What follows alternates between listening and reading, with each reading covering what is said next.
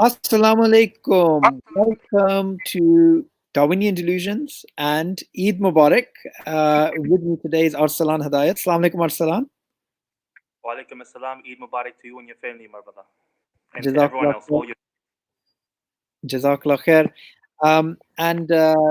It's a wonderful, obviously, time where people meet up with their families and everything. It's in the lockdown, so it's a bit of a different Eid. But anyway, I just thought I'd take this opportunity to just speak a little bit about, of course, we're with our families and we're enjoying ourselves. But at the same time, the Ummah is one body. And, if one part is in pain, then the whole body is in pain. And, Eid in East Turkestan is going to be very different to the Eid that everybody else go through. Just last night, I was on Twitter and there was a sister who basically says that she wakes up in tears because her she's thinking about her parents who are actually in the concentration camps there. So please just for a few minutes give us a reminder of what's happening on Eid day in East Turkestan. Are people celebrating? Are people happy? So what you'll notice is some clips have come out, and the Chinese regime always does this of the Uyghurs celebrating and going to the mosque and all this, but that's not true. That's just for show. Once those cameras are off, it's back to business as usual with what we've been talking about. Still religious persecution. We've mentioned here the mere phrases of saying a simple Assalamu alaikum, just like you did to me, saying Eid Mubarak is illegal, let alone celebrating and coming together and being with your family. Just gatherings of any sort of more than 3 people is illegal. So totally different. I'm sure people in the most oppressed lands will still, like Palestine, will still be able to celebrate to some extent. Kashmir will still be able to celebrate. I had a brother last time even interview me from within Kashmir talking about my oppression, where he himself is under oppression. So that just goes to show, the level of oppression that we're going through. But yeah, totally different. And for those that followed us, talking about the camps themselves, and while we have the millions in camps, the other population who are outside of the camps are really in an open air prison. And just hoping for freedom, that one day we do end up celebrating Eid one day, and to be able to live freely overall. Yeah, and just a bit earlier on from our conversation, we were talking about, obviously, the situation of the Uyghurs is not only difficult in China, but even the Uyghurs all across the world, even in safe places like Turkey. The Turkish government is being pressurized to hand them over, and Allah knows what's going to happen to them when they're going to be handed over. So it seems that China's reach is, a lot further than we initially thought. Well, yeah, like I'm saying, these trade deals, these money, these promises of economically uplifting these second, third world or developing countries has really played a role in politics. We've seen its cling onto in the UN, in the World Health Organization. So money plays a huge role, and clearly, as you mentioned, this idea of the Ummah being one body doesn't to resonate with quote unquote Muslim governments. Yeah, absolutely. And I was just watching a documentary, because there's obviously, this Eid is very different. Everybody's on their phones and different things come out. I was watching a documentary about the Uyghurs in Kazakhstan that, they go over to the China border and they try and make phone calls to their family. And, the Chinese government has such sophisticated systems that it can work out if people are trying to, through their friends, find out if their family is still incarcerated. So they use words like, is so and so studying, right? And they use these sort of code words, and the whole situation is getting to a point where even the code words are too dangerous. And the particular person who's looking for his wife, who rang his friend and was using a code language, the friend hung up on him. So other people are using Facebook. They're putting up, for example, between two sisters, there's an agreement that one of the sisters who was stuck in East Turkestan, Chinese occupied East Turkestan. She was going to change her display picture every week, once a week, and that was the signal to say I'm going to be fine. And now Yeah. she's changing her Facebook. The last image was not an image of her, was an image of a dark room, and that's it. It stopped, and there's no more contact with her. So even these very subtle ways of communicating is now being clamped upon, and it seems that the Chinese are using the AI and digital advantages that they have to literally just completely stifle any form of communication.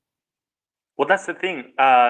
They have all these communication tools, the heights of technology. I mean, to be honest, um, something like their communication tools, in if they were a democratic free nation, technically should be commended, right?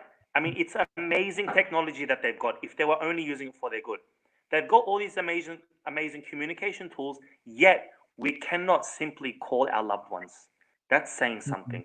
So, Yeah. so the fact that we cannot communicate with our loved ones, uh, irrelevant of the technology that's available, uh, should sound alarm bells, and that's proof in itself that Uyghurs are suffering and under oppression. Yeah, and this whole idea of multiculturalism, which China tries to promote with its different ethnic groups. With the current situation, it seems like they're trying to, you know, even make Islamic activities Hanized, right? So there's a lot of focus on language. There's a lot of focus on symbols.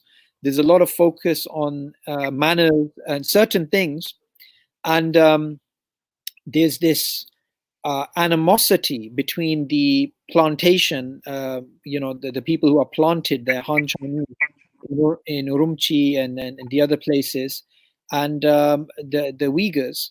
And what we're basically seeing now is a form of apartheid, right?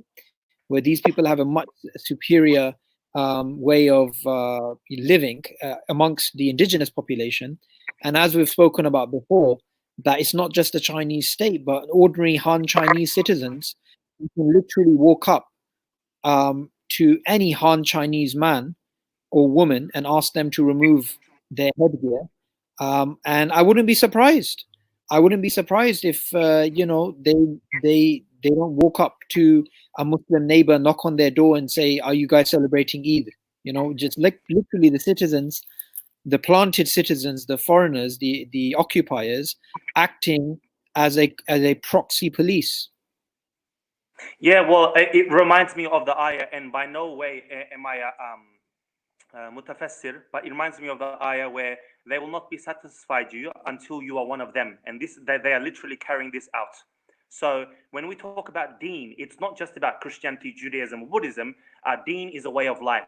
So they want you to accept their deen, their way of life, the Chinese form of communism. Because when we talk about communism, we're talking about a system which is technically bought from Europe, right? White Russian communism, but they've sophisticated it where their economy is capitalist, but their structural system or their social system is communism, and they are quite happy to advertise that they have 56 different ethnic groups within their country, but most of those ethnic groups have sort of assimilated and have disappeared into the wider Han, the majority Han culture, and you only have a few groups like the Tibetans, like the Uyghurs, like the Mongols that haven't fully submitted into Chinese culture, like Teslim submitted into Chinese culture, and therefore, because Islam is part of our identity, our language,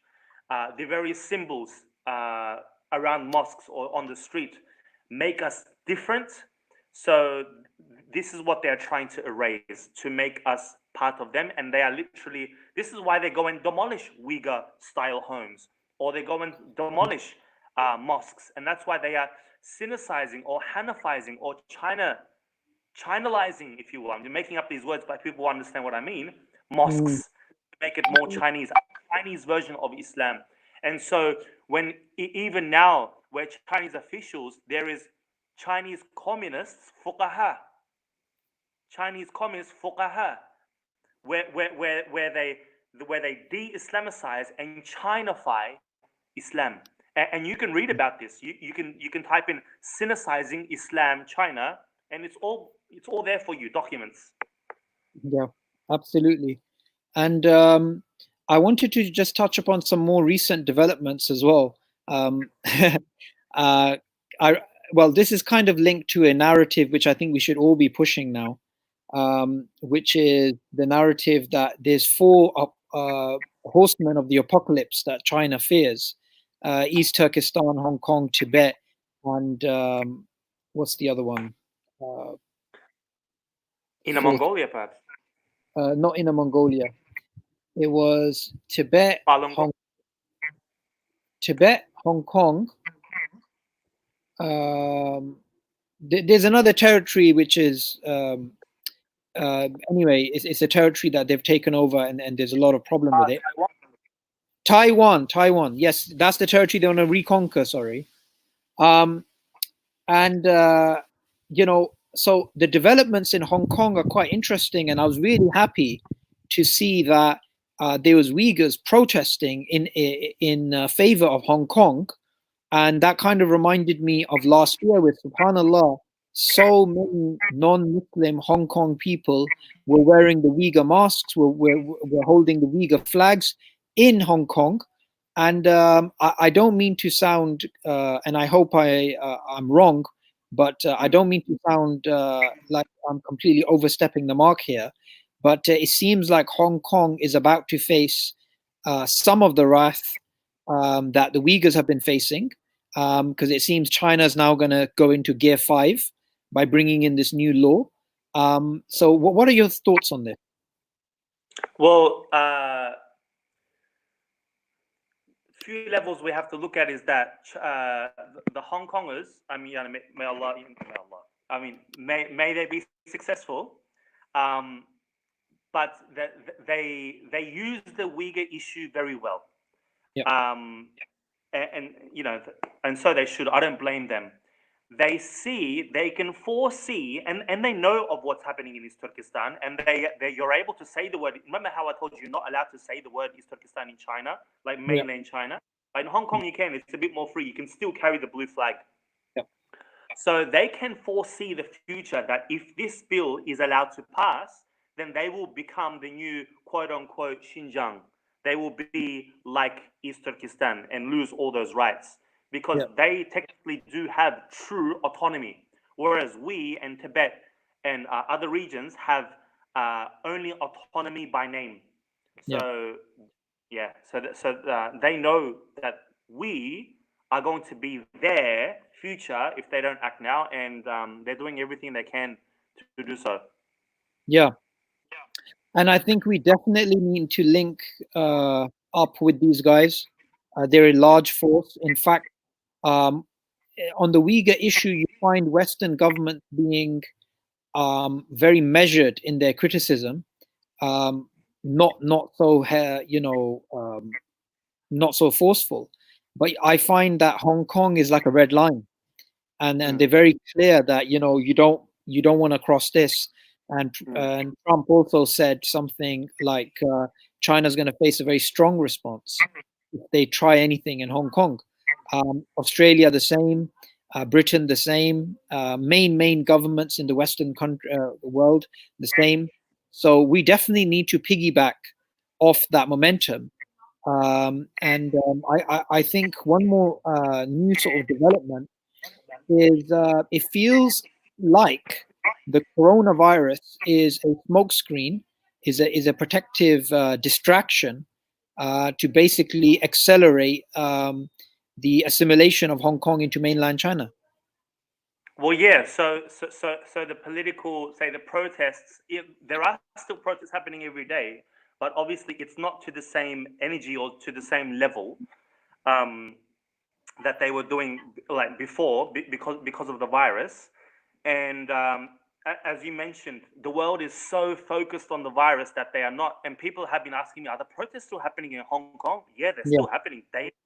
But they're not getting the same coverage. And the Uyghur issue has not been getting the same amount of coverage as well. So definitely they're using that to their advantage. In East Turkestan, there are more arrests, more people being detained because the media is simply not there on the ground in East Turkestan or even in mainland China. So absolutely. Absolutely. I just want to remind everybody what we're trying to achieve. So somebody's asked, what do we do? Well, the answer is very simple. You get onto Twitter, you get onto Facebook, you get onto these places, and you post. You post repeatedly about this criminal regime. You post repeatedly because you know that every single time that you post, you're going to get the Chinese. You're going to get on the nerves of the Chinese government. And just today as well, I was watching a documentary, and the documentary is speaking about how China is basically um, really focused on this new image it wants to build, this new image, right? And it's so forceful in that image. And just my cousin today told me something funny that on the Chinese app TikTok, there was a Chinese person who wasn't posting anti-government stuff. He was just doing pranks and the stupid things that people do on TikTok. But he happened to just look similar to Xi Jinping, just happened to look similar. So the Chinese banned him from Twitter, from TikTok, because he happened to look. So these people, they are really, they cannot take any criticism. They're so thin with their criticism, and they overreact. And Alhamdulillah, one of the blessings that we have is that we have the ability to just go crazy on social media. And you never know. You never know what impact it can actually have. I don't know if this was some sort of glitch, but the interview that we did with Sister Zurmat. So I took that interview and I copied in CGTV, Africa, Europe, all of them. And for some reason, my tweet wasn't going up. It was taking a long time to process. And then in that time, I sent out another tweet, and it went. So I was kind of confused. So I went back to my Twitter, and it was just there. The next day, I checked it, and it went out. So I was trying to think. Every single time I tweet, it just goes out. Why, when I copied in CGTN, was it held for so long? So there's something definitely that even within our social media networks, they have some form of influence. yeah, definitely. When I post a video, as you mentioned, normally it takes about 5 minutes to post if it's like a high quality video. But the way that I write my post, sometimes that 5 minute posting will take me an hour.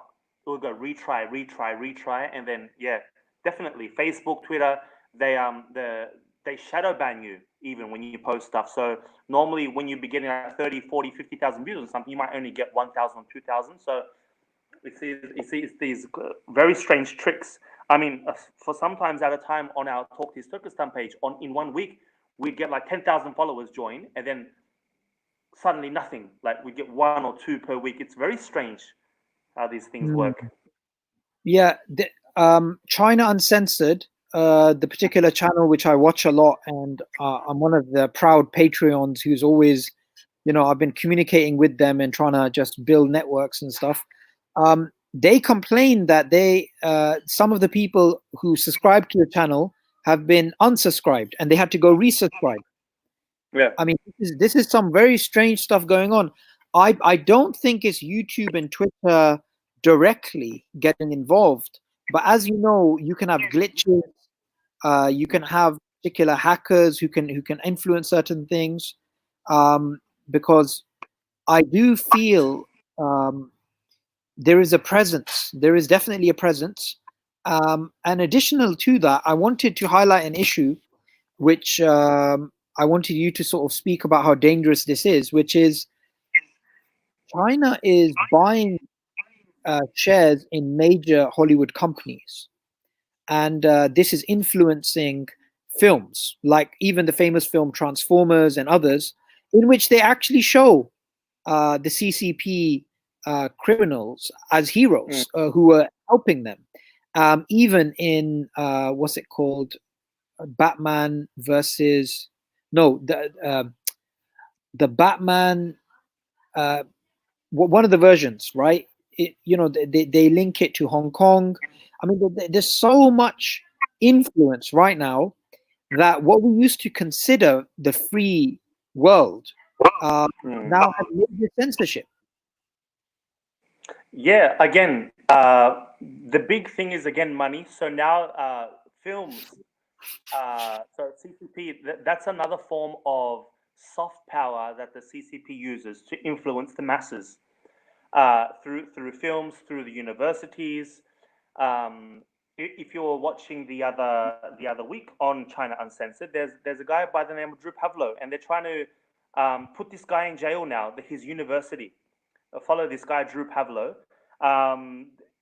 simply because he's raising awareness about these issues, like trying to get him expelled. Now they want to try and put him in prison for talking about human rights. This guy's an Australian studying in a public Australian school. This government school, this government university, receives millions of dollars, around $300 million per year from Chinese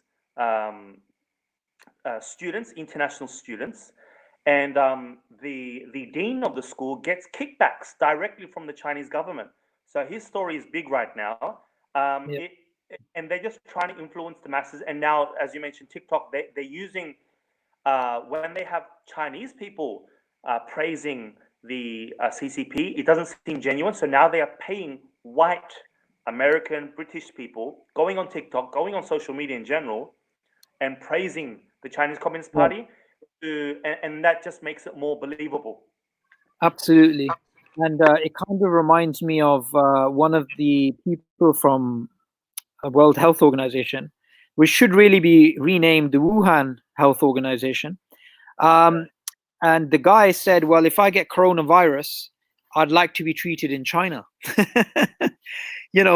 Blatant. Or when he was asked about Taiwan, he pretended he couldn't hear. He couldn't hear what was actually going on. So it's shocking how far they've infiltrated within these major institutions. The thing is, it's so crazy. Like growing up, you believe in certain things, like you believe in certain organizations, like you have this belief, like they're the saviors. So now to see openly the United Nations, the World Health Organization, these institutions that you thought were untouchable, that were the beacons of what is right and wrong and justice, for them to just be oppressive in how they deal with things is really, really scary. It just goes to show that no one is safe. Don't think even us living in the free world with our citizenships with some of the strongest countries in the world, don't think that's ever going to keep you safe. It's really scary how the world is going. Yeah. I just also, because it's obviously Eid, and we should always be talking about something positive. So I want to talk about something positive, and I want to play a video, which I think personally is a very positive sign. So this particular video is about from a channel called Crossroads, which is a channel which regularly criticizes China, and it talks about how just before this week, the biggest CCP conference, something interesting happened when the conference was actually taking place. I just want to play that for the viewers and get some of your thoughts. Yeah.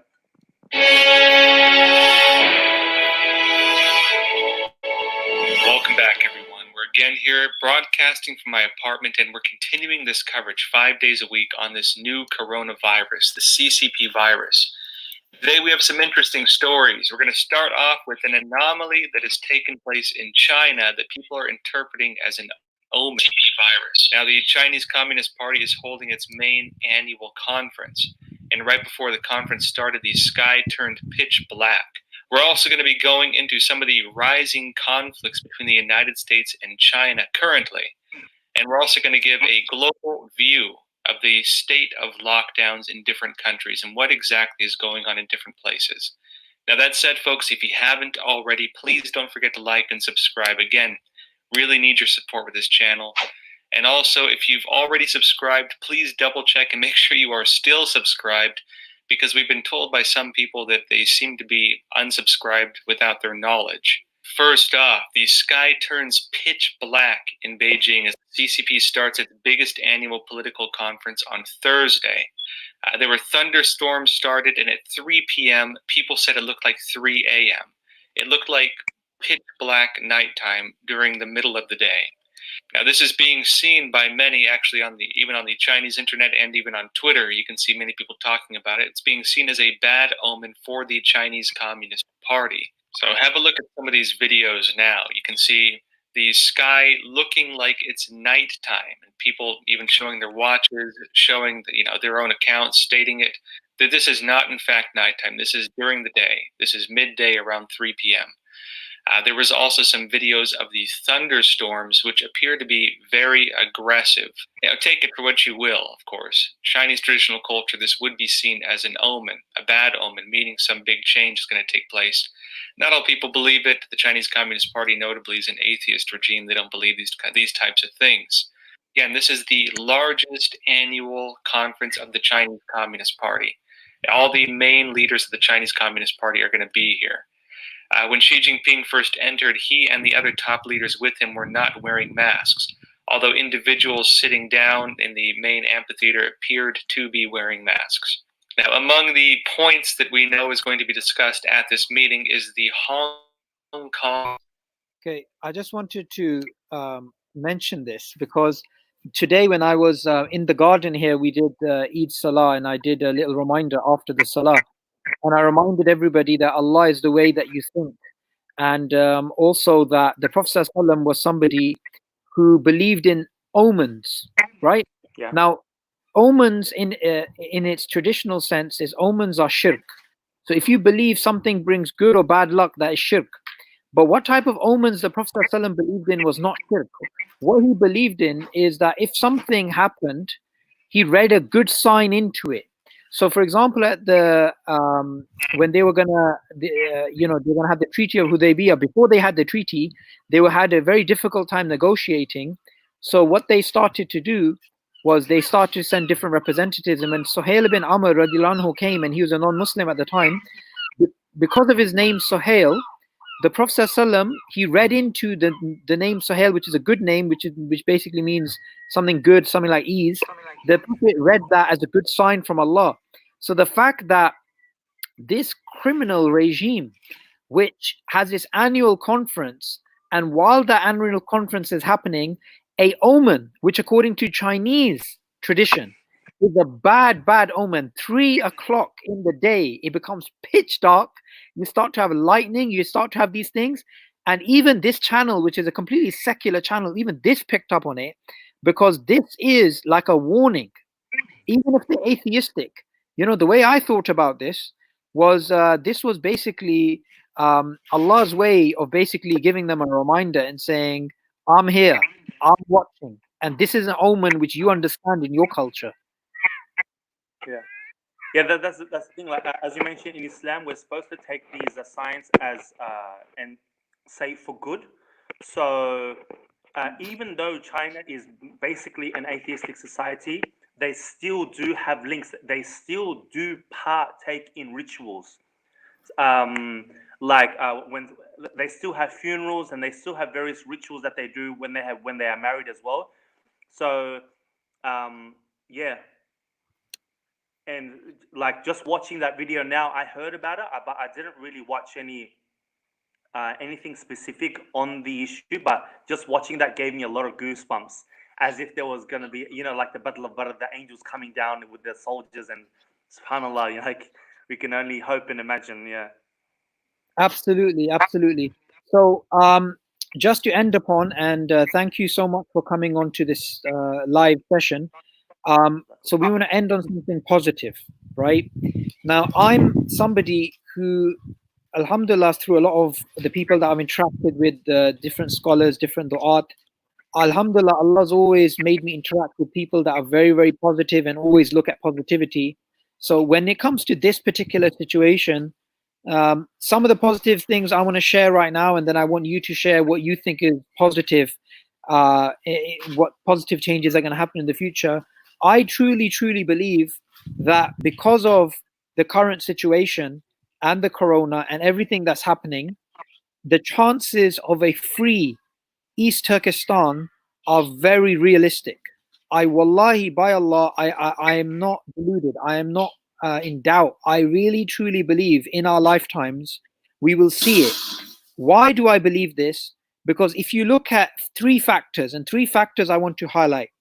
The first is that as soon as you open up yourself to wealth and technology and internet, you can try and control the internet as much as you want, but your people will always find a way of getting around it. And we've seen this in Saudi, we've seen this in other places. So I believe, firstly, many people in China, they don't forget that what happened in Tiananmen Square.